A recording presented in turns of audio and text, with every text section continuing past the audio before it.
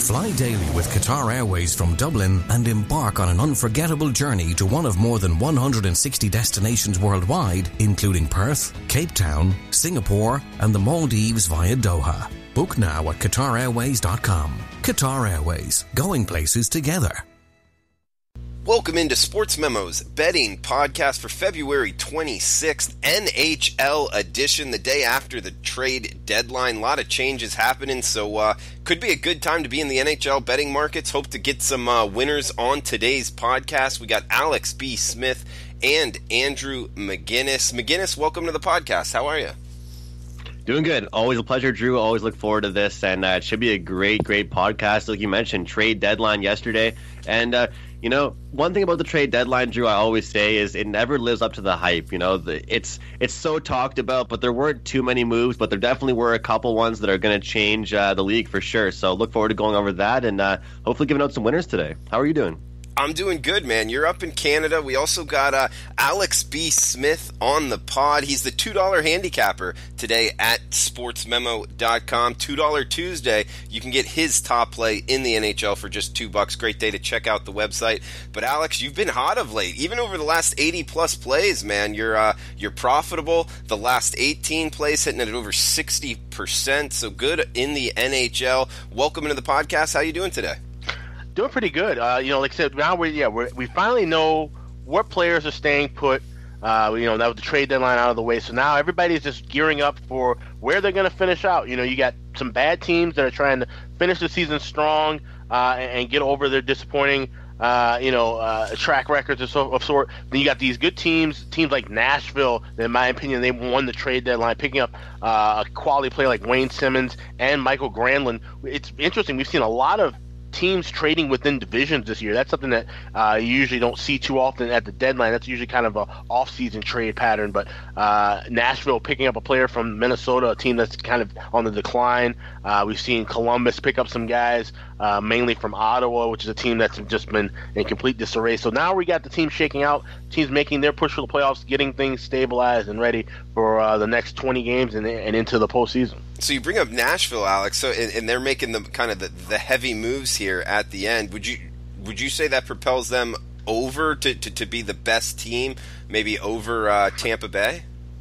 I don't know if they're as good as Tampa Bay, but if you look at that Western Conference right now, it's Calgary and San Jose are 1-2, and then you got Nashville just a bit behind with 79 points. They lead the Central Division. I think the Predators, adding Granlund and adding Wayne Simmons, two guys who can score and they can get physical, and that's what Nashville needs to do to win. That's their style of hockey. They crash the boards hard, work deep in the corners, but they also get guys in good positions to put the puck in the back of the net. And so I think that's a huge move, getting those two guys and really not giving up much of anything. Whereas if you look at Columbus team, for example, who's got great odds to win the Stanley Cup now at 25-1, something to take note of because they're going all in. They didn't trade Artemi Panarin or Sergei Bobrovsky, two guys who are going to be free agents, unrestricted free agents at the end of the year. They're going to be gone from Columbus. So adding pieces on top of those, kind of treating those guys like free agent rentals, they're going all in for a Stanley Cup right now, and this is a good time for them to do it because they're in the middle of a dangerous pack with New York, Washington defending Stanley Cup champions, Pittsburgh on the horizon, Carolina as well in that Metropolitan Division.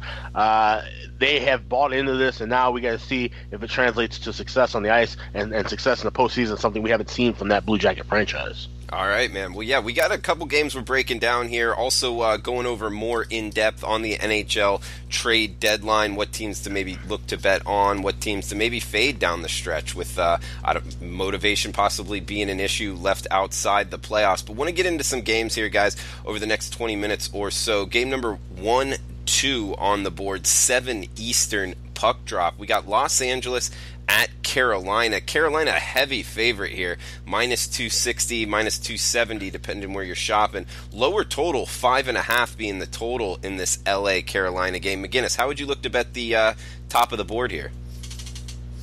I'll look at this one here, Drew, and I really, really have to say this, LA Kings team. I've been talking about it for weeks, months now. It's one of those things where 6 has become the new normal. And I know you know that, Drew, and I think that 6.5, we've seen them. We've seen some 7s, but again, we're seeing a 5.5 total here with this Kings team. And, they're a team that struggles. They're a team that cannot play well consistently whatsoever. They're bottom of the league, let's face it. But, the total's gone over for them in 4 of their last 5 games on the road and 11 of their last 14 overall. And I'm pretty sure all of those were most likely either 5.5s or 6s, and I bet you 90% of them were 5.5s. Last night, again, they played Tampa Bay, a really slow start to the game, and they all of a sudden score 3 straight goals on the Tampa Bay Lightning, and Tampa gets one more, sends it to overtime, and they cash once again an over ticket. So we're looking at one here. It's a 5.5 number. Again, like I said, we've seen some talent. We've seen some goal-scoring capability from the Kings, guys. But honestly, looking at this one in a back-to-back situation, oftentimes I like to say in a back-to-back spot, it depends, how the team played and who they played against, whether you want to see them the next night with an over or an under. But for me in this one, it deems to an over.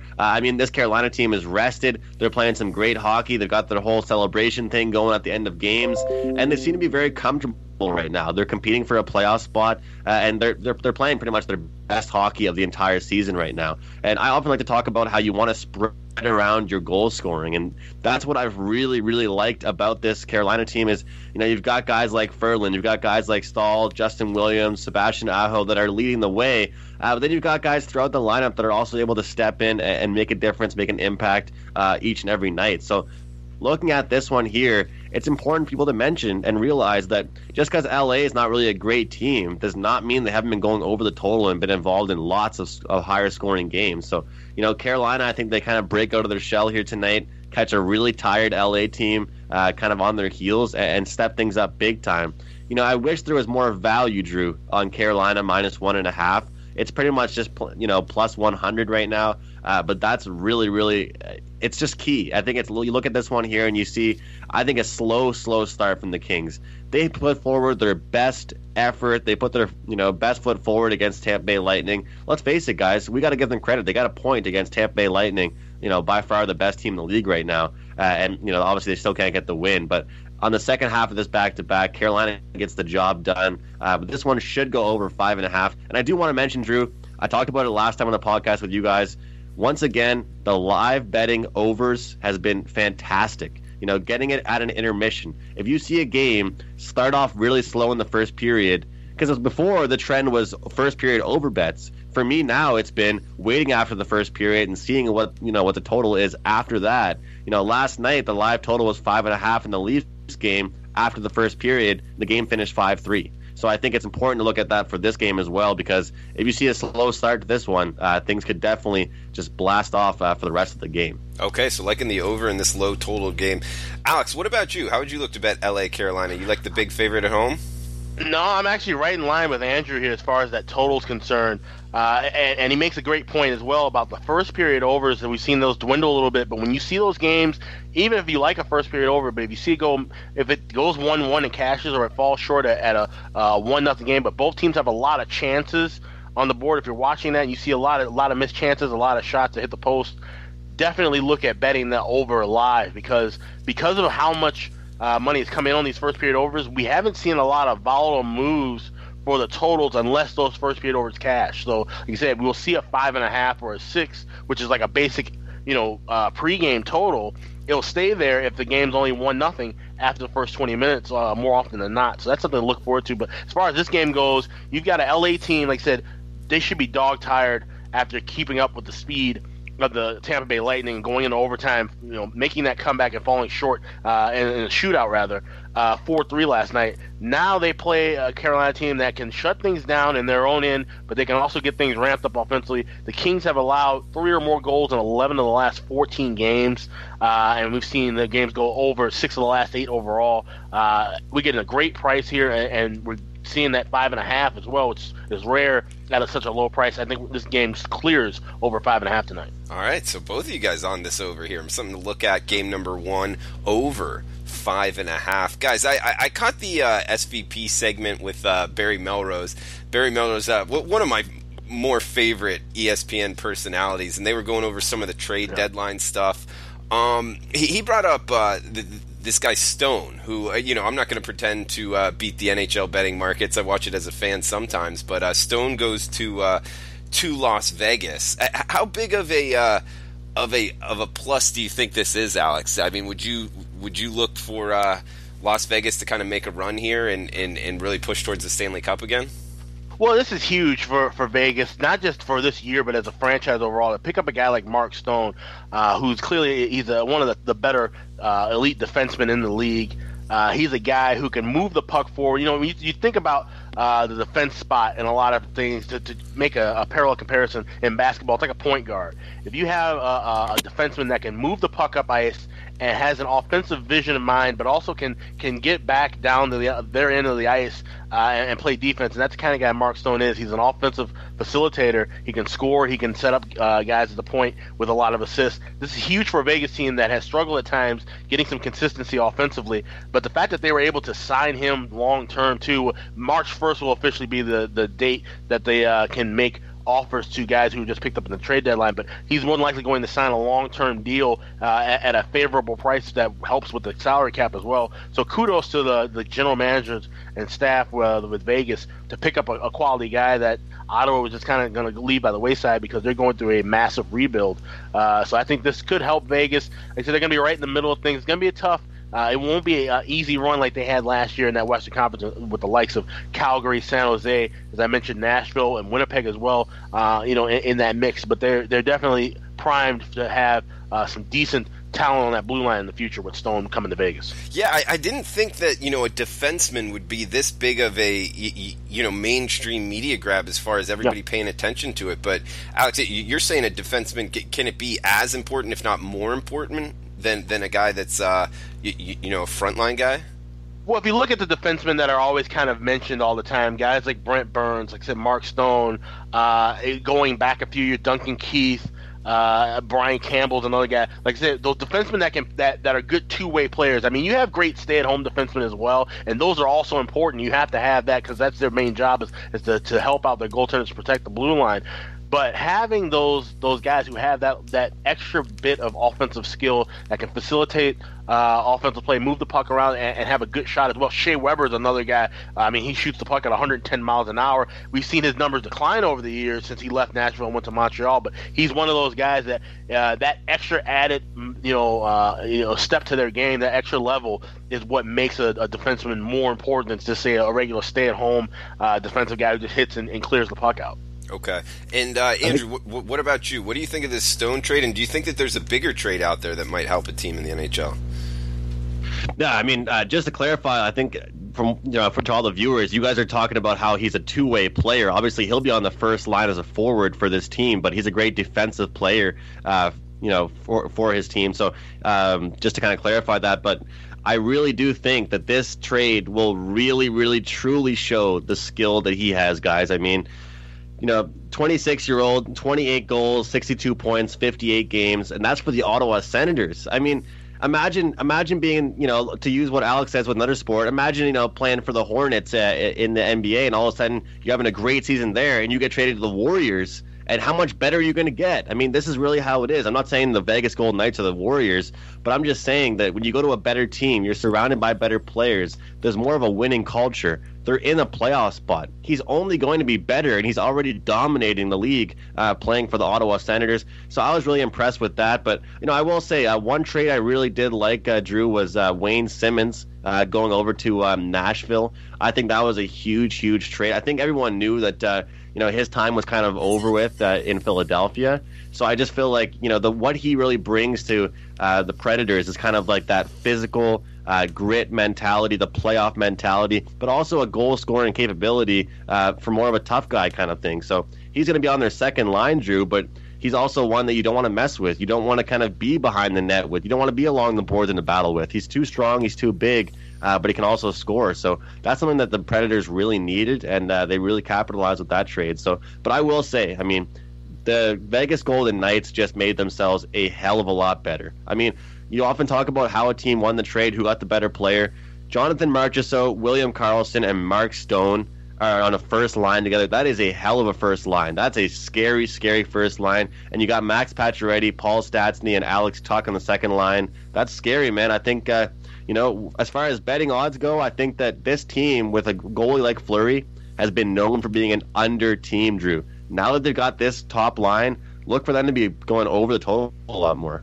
All right, Andrew, good breakdown, man. And you guys can check out McGinnis's play at sportsmemo.com. He's got his Tuesday night buy one, get one. It's discounted just $20. And Alex B. Smith is the $2 handicapper. You can get his top NHL play. He's been hot on the ice for just $2 Tuesday handicapper. That's Alex B. Smith. We'll get into more trade deadline talk, who to bet on, fade teams. But guys, wanted to get to game number 11-12, 7 p.m. Eastern puck drop. Pittsburgh at Columbus. 6.5 being the total. A lot higher, full goal higher total than the first game we talked about. With another big favorite, not as big, Columbus laying anywhere from minus 148 at Pinnacle, seeing as high as minus 160 at 5 dimes.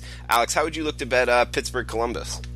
You know, I'm looking at Pittsburgh here in this game, and if you look overall, Columbus, we talk about the trade deadline. I mean, no team made bigger moves, in my opinion, as far as numbers go with Columbus. They pick up Keith Kincaid, who's a solid goaltender for the New Jersey Devils. If you look at his numbers, as far as qualifying goaltenders go, so, number of starts, number of minutes played, his numbers rank toward the bottom of the league, but that's because he was playing with one of the worst defenses in the league in the New Jersey Devils. Now he's going to a team that has a much better blue line, plays better defensively, more responsible with the puck, and his numbers should improve from there, and that's the backup Sergei Bobrovsky, a guy who's won the Vezina Trophy as a top goalie. They also get forwards Ryan Zingle and Matt Duchene from Ottawa. As we mentioned, Ottawa, kind of pulling things apart, so Columbus reaping the rewards of that.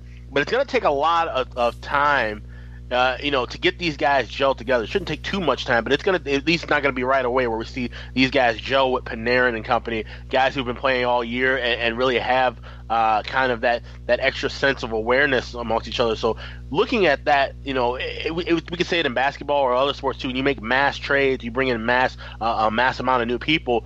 It takes time to gel. It takes time to get the feeling for one another. Pittsburgh's a team that we know their core group of guys, and they're missing a lot of guys on their blue line, especially Ali Mata, Chris Letang, Brian Dumoulin, all out for this game. So it's going to be a lot of scoring possibly in this game. That's why we're seeing that full total at 6.5. But I like Pittsburgh here in this spot. They've won 9 of the last 10 meetings with Columbus. This is a team that in their minds, being outside right now, if the playoffs start today, they wouldn't make it for the first time in ages. Their backs are against the wall, and they know that. They can't fool around anymore in this last 20 games to play. If they're going to make the postseason, they've got to make a push now, and you have to beat teams within your division. That Metropolitan, I talk about it all the time. I can't stress enough how tightly wound of a race that always is. This is where they need to start. So I think Pittsburgh at a plus price on the road here. They should be able to take care of business against the Columbus team that is going to be better before the end of this year, but they still need some time to gel with all those new pieces. Nice, Alex. Liking a full flavor dog here. That's a nice price you're getting on Pittsburgh tonight. McGinnis, you feel the same way about Pittsburgh Columbus looking towards the underdog? Yeah, I could definitely feel the same way as Alex, but it's good that he's on the side in this one. I'm on the total. I look at it here, and I agree with what Alex did say about how sometimes it takes a while for a team to gel, but no matter who you're playing for, who your line mates are, it doesn't take away your skill, it doesn't take away your capability of scoring. And I was just saying today, with a line like Panarin, Duchene, and Atkinson on your top line, and you got Dzingel and Pierre-Luc Dubois on the second line, that's a lot of talent. It's a lot of goal scoring capability, a lot of leaders, a lot of guys that are not really pass first guys that just like to score, like to shoot the puck, and that's what you really look for. I mean, for me, when I look at a guy like Nick Foligno being on the third line, that tells me that this team is definitely elevating, getting better, and really improving themselves. They've really, really stacked up here for the playoff run, for their playoff push. Their first power play unit is Panarin, Duchene, Foligno, and Atkinson and Werenski. I think that's just outstanding. If they get on the power play, they should be able to convert more often than not, which is very impressive. But looking at this one here, guys, I just think that I've been so disappointed with Pittsburgh's defensive capabilities throughout the entire season that I don't see when it stops. I think the next time they get a victory or the next time they compete in a game again, playing tonight, it's going to have to be another higher scoring game. It's disappointing that they're on the outside looking in because they have so much talent. Guys like Gensel, guys like Hornquist, not even mentioning guys like Crosby and Malkin, Kessel. where's Kessel been the past couple weeks? I haven't seen him. I haven't seen him anywhere. And usually you look at that outdoor Winter Classic game they played in against the Flyers, you'd be so impressed if you watched the first period and a half, Drew. And all of a sudden they have that huge breakdown, collapse, whatever you want to call it, in the third period, and they really go downhill. So, in summary, I got to look over the total in this one. I got to think this one skyrockets over. I think there's too much talent on both teams, and the goaltending has been shaky for Pittsburgh. So they can go ahead and try and prove me wrong and play a defensive styled game, but I'm going to go over 6.5 in this one. Okay, liking the over here. And McGinnis, you said they played an outdoor game. Where was that at? It was in Philadelphia. Okay, and something that Alex and I were talking about off recording here. Was it snowing at all? Actually, the weather was bad with that game, wasn't it? Yeah. I mean, it wasn't as bad as it's been before, but it definitely was a little bit. It was cold, and it was on and off, kind of just. I don't know if it was like ice pellets, but it was definitely it alters the game for sure. It's interesting. I don't know if you'd really want to play in that kind of game, but Pittsburgh has fared well. I do know that they fared well in those games.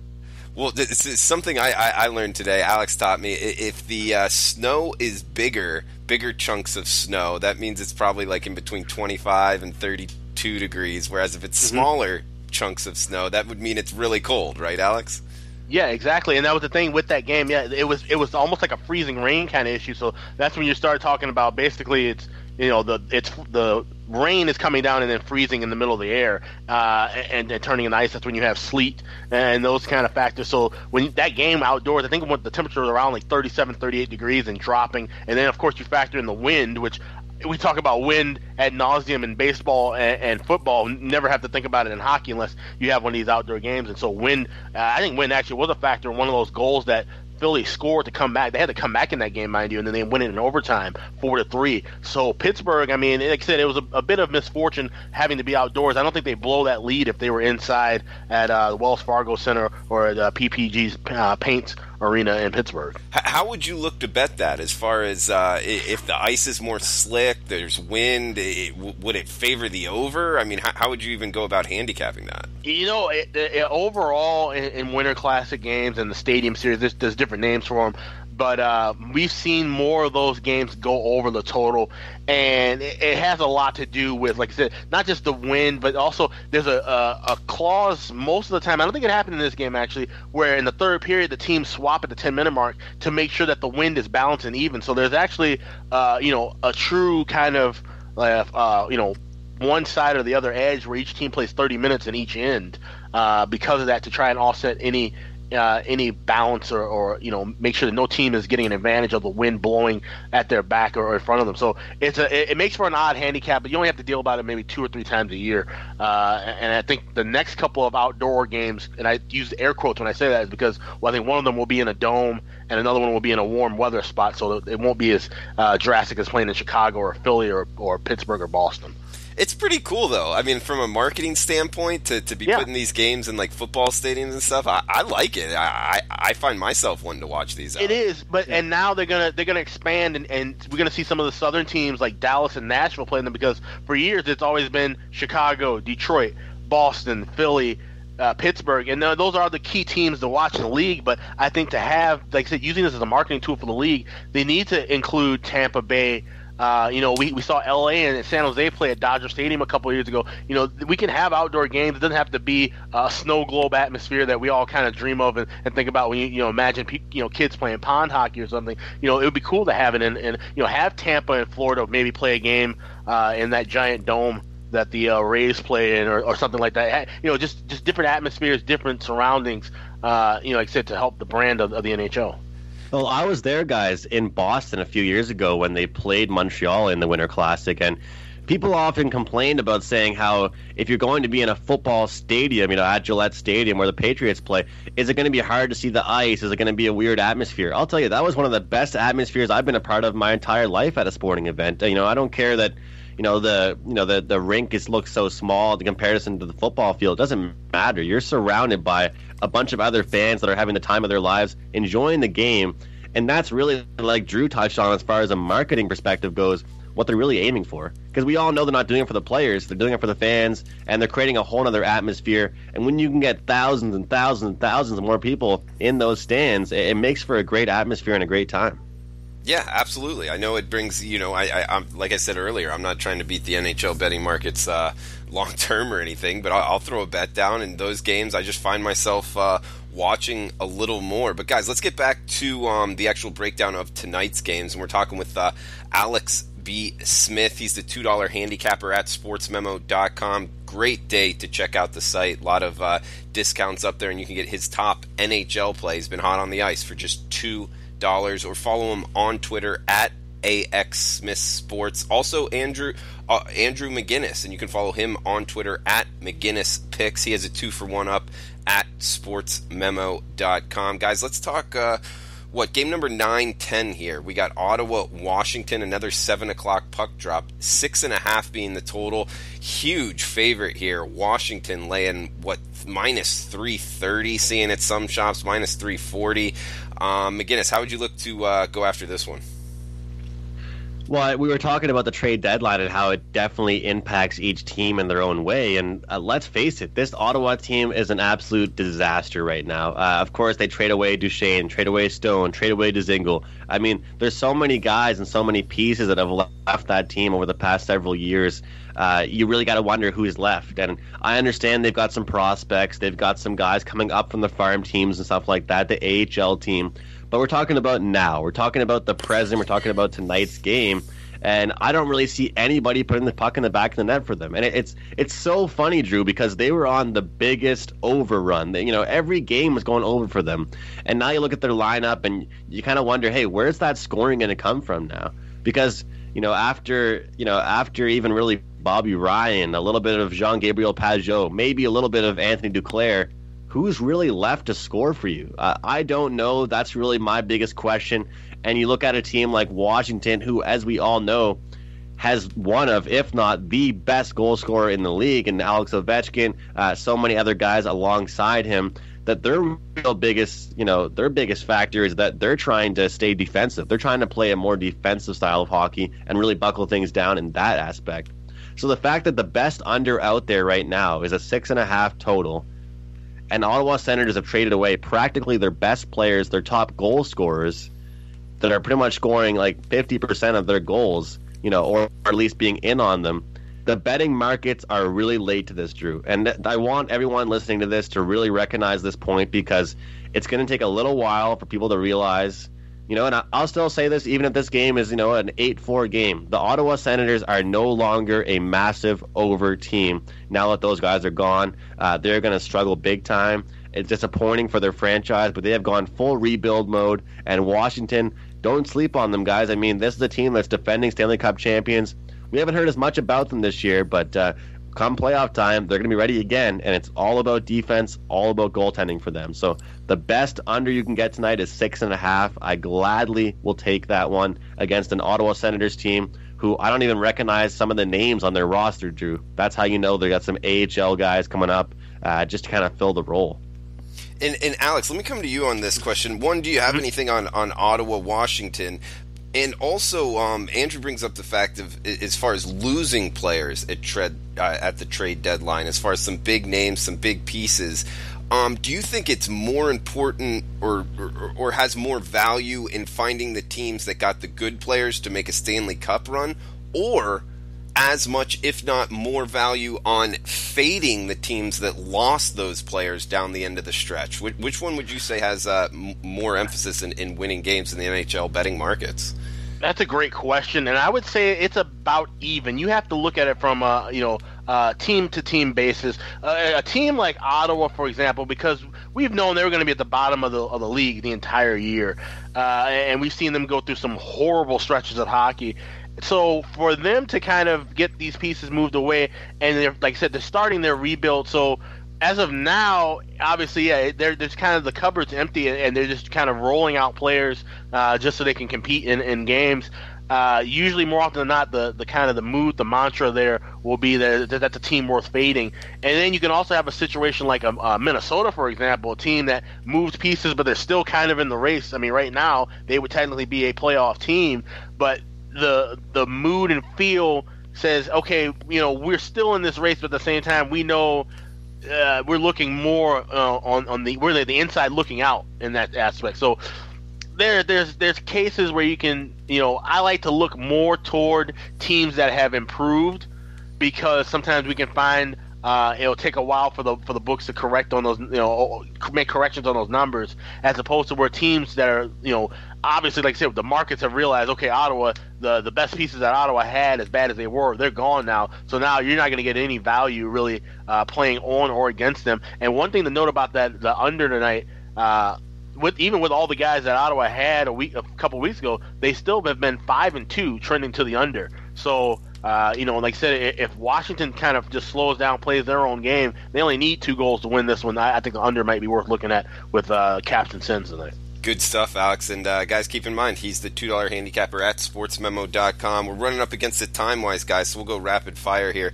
Alex, saw you had a free play at sportsmemo.com. Guys, check it out for the more in-depth analysis. But it's game number 3 for Calgary at the New York Islanders, seeing a total of 6 with a pretty competitively priced game here, minus 110 for the Islanders, minus 115 maybe, depending where you're shopping. But any quick thoughts here, Calgary versus New York Islanders?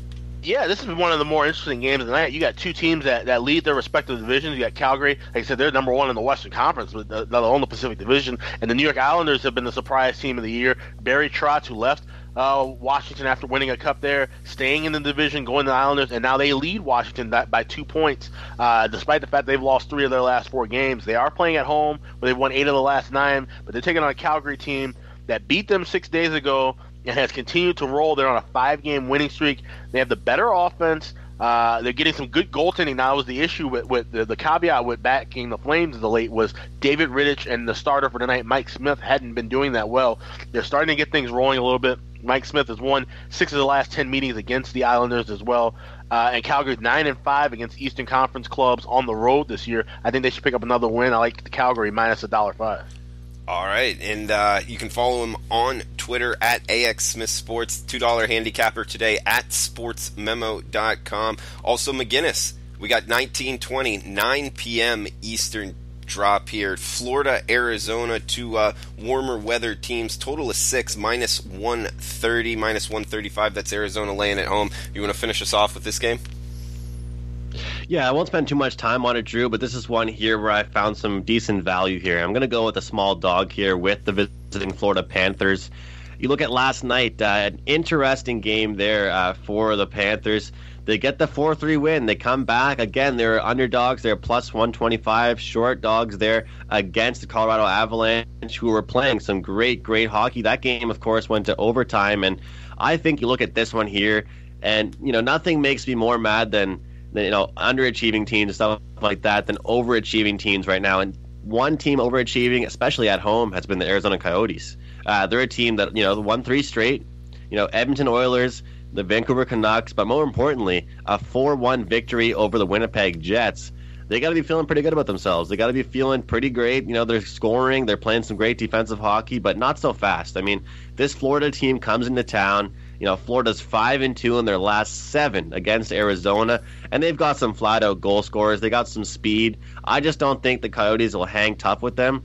And again, I mentioned certain things, how I handicap differently with back-to-backs, but sometimes coaches know how to adjust and learn from the previous game, and they will learn from what happened yesterday. There were some sloppy mistakes that led to Colorado goals, and they do not want to be competing in a game like that. We know how talented Florida is. We know they've got guys like Barkov, Huberdeau, Hoffman that can go out there and make a difference, but when it comes down to it, you got to play some defensive hockey, and when you start to shut down the Arizona Coyotes, they start to get really flustered and frustrated, and that's what starts to worry me. I also would have a small lean to the over in this one, just because Arizona has been scoring recently, and that is, to be honest with you, kind of rare for it to be quite honest, for them to be scoring a lot on average and consistently. Total's gone over in 14 of the last 21 games on the road for the Panthers, and as far as this Coyotes team goes, like I said, they were involved in a high-scoring game against Calgary, a relatively higher-scoring game against Winnipeg, relatively higher-scoring game against the Golden Knights. They're putting up goals and they're involved in higher-scoring games. So I would look at the Florida Panthers as the dog here, and A little small lean here to the over as well, Drew. All right. Follow him on Twitter at McGinnis Picks. Get his buy one, get one at sportsmemo.com. We also got Alex B. Smith. Follow him on Twitter at AX Smith Sports. He's a $2 handicapper at SportsMemo. Alex, any closing thoughts before we shut this down? No, well, like I said, it's been a great conversation. You've asked some great questions, and this is going to be a really fun final stretch down the race with a lot of these teams, like I said, trying to make the push for the playoffs. And tonight's card, there's some really good games. San Jose, Boston, a game we need to talk about. It's going to be a fun game to watch. Like I said, we got Pittsburgh and Columbus, Minnesota and Winnipeg, Dallas and Vegas. It's just a great night to kind of just sit down on the couch, grab some popcorn, a couple beers, and watch some good games, and hopefully cash some tickets on them as well. Well said. Great way to end it, and hope you two enjoy your night, have profitable nights, and everyone out there, best of luck with your bets. Make sure to check out the website, $2 Tuesday, Alex B. Smith's top NHL play, hot on the ice for just $2. We'll be back tomorrow talking with Teddy Covers, breaking down the NBA betting board. Now is the time to discover why Irish motorists have made Hyundai Ireland's best-selling car brand in January 2019. The Hyundai Tucson is Ireland's best-selling car. The i10 is Ireland's best-selling small city car. The Kona is Ireland's best-selling compact SUV. And the Kona Electric is now Ireland's best-selling electric car. Visit Hyundai.ie to find out more. Hyundai. Discover why. Brexit. Hard or soft? No one knows. But if you are an SME or small mid-cap likely to be affected by Brexit and are looking to innovate or prepare, the Brexit Loan Scheme could help. Be prepared for every eventuality and find out how your business can benefit from the Brexit Loan Scheme. Loans range from €25,000 up to €1.5 million, with a maximum interest rate of 4% and are unsecured up to €500,000. Terms and conditions apply. This is a Government of Ireland initiative delivered by the SBCI. Find out more at sbci.gov.ie or call 1-800-804-482.